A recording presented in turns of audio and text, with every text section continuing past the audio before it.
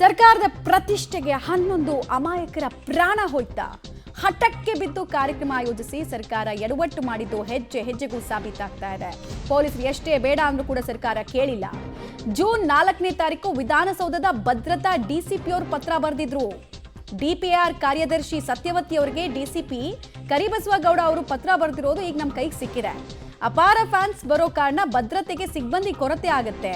ಕಡಿಮೆ ಸಮಯದಲ್ಲಿ ಭದ್ರತೆ ಕಷ್ಟ ಆಗುತ್ತೆ, ಸ್ವಲ್ಪ ಸಮಯಾವಕಾಶ ಬೇಕು ಅಂತ ಪೊಲೀಸರು ಕೇಳ್ಕೊಂಡಿದ್ರು, ಮನವಿ ಮಾಡಿದ್ರು. ಈ ಮನವಿಯನ್ನ ನಿರ್ಲಕ್ಷ್ಯ ಮಾಡಿದ್ದು ಸಾವಿನ ಬಾಗಿಲು ಓಪನ್ ಮಾಡೋ ರೀತಿ ಆಯ್ತು. ರಾಜ್ಯ ಸರ್ಕಾರಕ್ಕೆ ಪ್ರಚಾರದ ಹುಚ್ಚಿತ್ತು.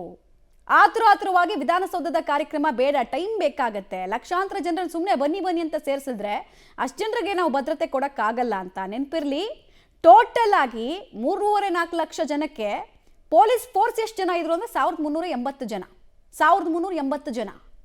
ಸಿಬ್ಬಂದಿ ಕೊರತೆ ಬಗ್ಗೆ ಅವರಲ್ಲಿ ಹೇಳಿದ್ದಾರೆ. ಸಿಬ್ಬಂದಿ ಕೊರತೆಯಿಂದ ಕಾರ್ಯಕ್ರಮಕ್ಕೆ ಬಂದೋಬಸ್ತ್ ಸಾಧ್ಯ ಇಲ್ಲ ಅನ್ನೋದನ್ನ ಸ್ಪಷ್ಟ ಅಕ್ಷರಗಳಲ್ಲಿ ಹೇಳಿದ್ದಾರೆ. ಕೊಡಕ್ಕಾಗಲ್ಲ ಪರ್ಮಿಷನ್ನ ಅಂತ. ಇದು ಗೊತ್ತಿದ್ರೂ ಕೂಡ ನಿರ್ಲಕ್ಷ್ಯ ಮಾಡಿದ್ದು ಮತ್ತು ತಮ್ಮ ತಪ್ಪನ್ನ ಮುಚ್ಚಿಕೊಳ್ಳೋದಕ್ಕೆ ಅಧಿಕಾರಿಗಳನ್ನ ಸ್ಯಾಂಡ್ವಿಚ್ ಮಾಡಿದ್ದು ಇದೇ ಸರ್ಕಾರ. ಲಕ್ಷಾಂತರ ಅಭಿಮಾನಿಗಳು ಸೇರುವಂತಹ ಸಾಧ್ಯತೆ ಇದೆ. ಅಂದಾಜು ಮಾಡಿದ್ರು. ಮೊದಲೇ ಪೊಲೀಸರಿಗೆ ಅನುಮಾನ ಇತ್ತು, ಇಂಥದ್ದೇನಾದ್ರೂ ಆಗುತ್ತೆ, ಹಿಂಗಾಗಿ ಅವಕಾಶ ಕೊಡಕ್ ಬರಲ್ಲ ಅಂತ ರೈಟಿಂಗ್ ಅಲ್ಲಿ ಕೊಟ್ಟಿದ್ರು. ತುಂಬಾ ಜನ ಪೊಲೀಸ್ ಆಫೀಸರ್ಸ್ ಹೇಳ್ತಾ ಇದ್ರು ರೈಟಿಂಗ್ ಅಲ್ಲಿ ಯಾಕೂ ಕೊಟ್ಟಿಲ್ಲ ಅಂತ. ರೈಟಿಂಗ್ ಅಲ್ಲಿ ಆಲ್ರೆಡಿ ಕೊಟ್ಟಿದ್ರು, ಅದು ಈಗ ವೈರಲ್ ಆಗ್ತಿದೆ ಅಷ್ಟೇ, ಈಗ ಗೊತ್ತಾಗ್ತಿದೆ ಅಷ್ಟೇ. ನೀಟಾಗಿ 10 ಅಂಶಗಳನ್ನು ಅಲ್ಲಿ ಸೇರಿಸಲಾಗಿತ್ತು. ಸೂಕ್ತ ಭದ್ರತೆ ಕೊಡೋದಕ್ಕೆ ಕಷ್ಟ ಆಗುತ್ತೆ. ಏಕಾಏಕಿ ನೀವು ಕಾರ್ಯಕ್ರಮನ ಶಾರ್ಟ್ ಪೀರಿಯಡ್ ಅಲ್ಲಿ, ಅದು 2 ಕಿಲೋಮೀಟರ್ ಡಿಸ್ಟೆನ್ಸ್ ನಲ್ಲಿ, ಒಂದ್ ಕಡೆ ಚಿನ್ನಸ್ವಾಮಿ ಸ್ಟೇಡಿಯಂ ಅಂತ, ಇನ್ನೊಂದು ಕಡೆಗೆ ವಿಧಾನಸೌಧದ ಗ್ರ್ಯಾಂಡ್ ಸ್ಟೆಪ್ಸ್ ಅಂತ, ಆಗಲ್ಲ ಕೊಡೋಕೆ ಅಂತ ಹೇಳಿದ್ರು. ಬಂದೋಬಸ್ತ್ಗೆ ಹೊರಗಡೆಯಿಂದ ಸಿಬ್ಬಂದಿಗಳನ್ನು ಕರೆಸ್ಕೊಳ್ಬೇಕು.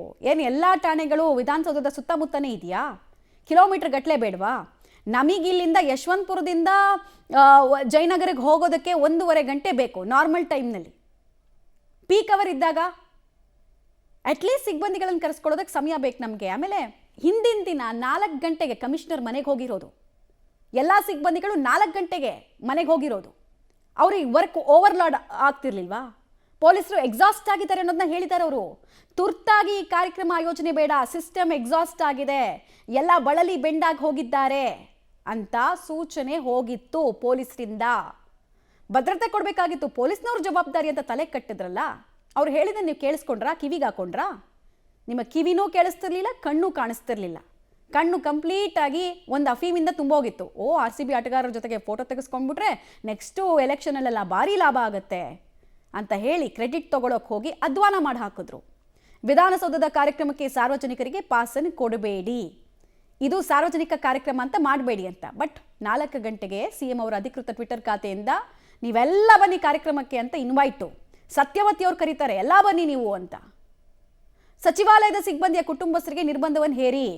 ನೋಡಿದ್ರೆ ನೀವು 30 ಜನ ಕೆಪಾಸಿಟಿ ಇರೋ ವೇದಿಕೆ ಮೇಲೆ ಸಾವಿರಾರು ಜನ ಇದ್ರು. ಒಂದು ಹಂತದಲ್ಲಿ ವಿರಾಟ್ ಕೊಹ್ಲಿ ಎದ್ದೋಗೋದಕ್ಕೆ ನೋಡಿದ್ರು, ಆಗಲ್ಲ ಇಲ್ಲಿ ಅಂತ. ಏನು ಮೊಮ್ಮಕ್ಕಳನ್ನ ಕರ್ಕೊಂಡು ಬಂದಿದ್ದೇನೋ, ರಾಜಕಾರಣಿಗಳ ಮಕ್ಕಳನ್ನ ಕರ್ಕೊಂಡು ಬಂದಿದ್ದೇನೋ. ಸಿದ್ದರಾಮಯ್ಯ ಅವ್ರ ಮೊಮ್ಮಗನಿಗೆ ಏನು ಕೆಲಸ ಇತ್ತು? ಜೈದ್ ಖಾನ್ ಅವ್ರಿಗೆ ಏನು ಕೆಲಸ ಇತ್ತು?